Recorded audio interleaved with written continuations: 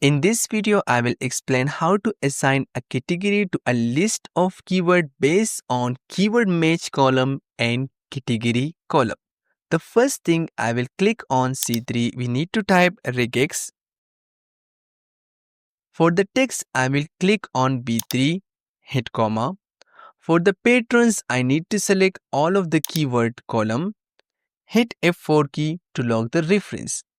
For now, I will close parentheses, hit enter, and you can see on the second position we get a true.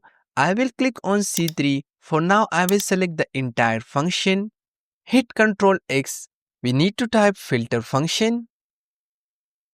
Open parentheses. What is the array you want to filter? I will select the entire category column.